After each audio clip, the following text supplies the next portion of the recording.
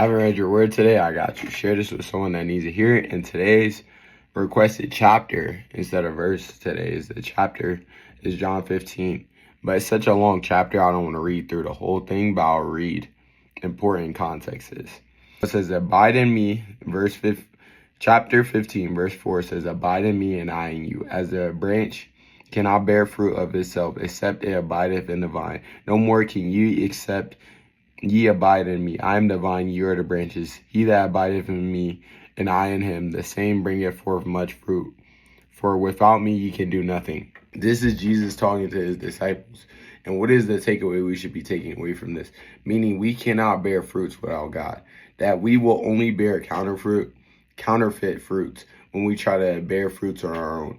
If you don't have the fruit of the Spirit, which is Jesus, you will not bear the other fruits, because Jesus is the true bearer of fruit, as we see him living a perfect life. What that means is that when we try to be righteous ourselves, we can't do it. That's why Jesus tells us that without him, we are nothing. We can do nothing.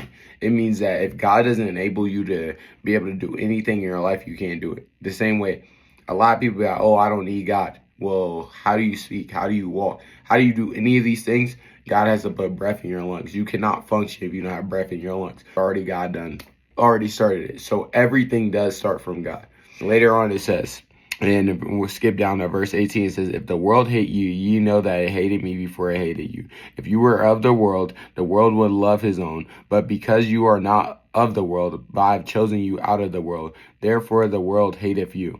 What this reminds me is that being a follower of Jesus, being a Christian, being a person that loves God and that is willing to chase after the Lord and grow my relationship with him, I'm going to face prosecution that some people aren't going to like me because I like God, because I love God. Some people aren't going to like me spreading the gospel and even telling them about the Lord because they have hardened their heart so much that they don't want to accept God in any way.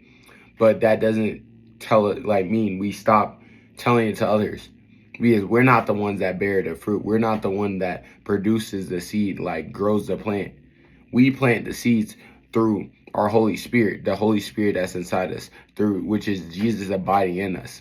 What that means is the more time I spend in the Word, the more he will pour life into me that I can give to others, through their gospel. We see in the Bible that there's power in the gospel. Every time I'm obedient and I spread the gospel, God has a chance to plant another seed in a person and grow that seed.